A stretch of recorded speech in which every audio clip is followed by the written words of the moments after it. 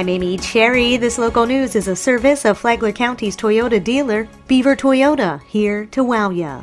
After their operations were shut down, the Sheltering Tree is looking to get back to work. With more, here's John Arking. Operators of the Sheltering Tree, located at the First United Methodist Church, hand-delivered a letter to Mayor Kathleen Robinson requesting a meeting to determine how they can move forward in compliance with city mandates following a recent decision by the Planning, Zoning, and Appeals Board to deny a special exception request for its continued operation. Sarah Eulis is a member of the Sheltering Tree Board. Reaching out to find a new home for ourselves and assistance in making sure that we can continue our outreach to people who are homeless or in danger of being homeless so that we can keep them off the street and get them on a new tack. If when we hear from the mayor, then we'll be able to move forward with that. And if we don't hear back, we're going to contact other leaders in the community, the mayor of Flagler Beach, the mayor of Palm Coast, and the city commissioners in Flagler County to see where we can go from here. The denial followed numerous complaints from residents about drug and alcohol abuse being committed by the shelter's tenants, which prompted Community Development Director Rodney Lucas to recommend the shelter be relocated to a light industrial zone. Eulis said wherever they end up moving, they want it to be in Bunnell, as that's where the heart of the problem is. From the WNZF Newsroom, I'm John Erking.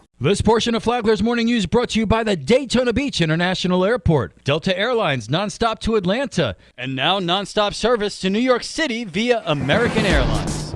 An update to a story we brought you yesterday on WNZF. Additional charges have been filed against a suspected drug dealer nabbed during a routine traffic stop late last week. Flagler County deputies say they uncovered what they called a substantial amount of drugs, including crack cocaine and hundreds of empty baggies, from an undisclosed location in Palm Coast. They say it's clear the drugs, worth about $4,000 on the street, were being prepped for distribution. Now, 36-year-old Derek McKay faces an additional 3 counts of drug trafficking. He's being held without bond on what is his 5th drug arrest in Flagler County.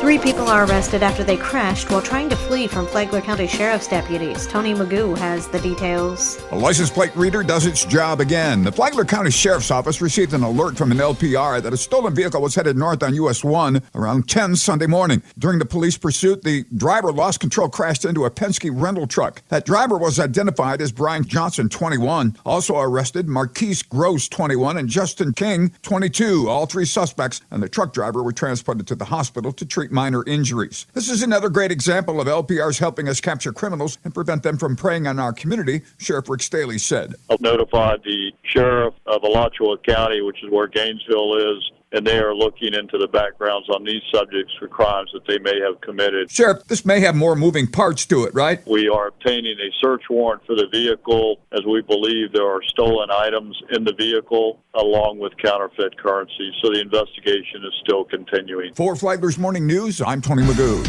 The Flagler County Sheriff's Office is partnering with neighboring states in an effort to reduce deaths on area roadways. Operation Southern Shield is happening all this week and is targeting speeders. Over the past 20 years, the National Highway Traffic Safety Administration says speeding has been a factor in 1/3 of all traffic deaths. Deputies will also be on the lookout for seatbelt usage, distracted driving, and impaired driving. The high-visibility traffic enforcement collaboration involves law enforcement agencies across Florida, Georgia, Alabama, South Carolina, and Tennessee.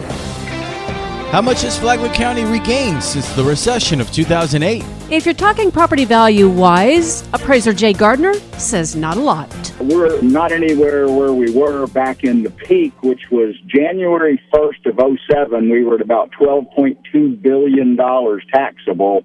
And, of course, we're within several billion of that. We're about $3 billion off. We're at $9.2 billion, more or less, countywide. Gardner said each of the county's cities, Palm Coast, Bunnell, and Flagler Beach, has only a piece of the total pie, so they have lesser amounts of the taxable property values. You can hear the full interview on the Free for All Friday podcast. You can find that at the Flagler Radio app.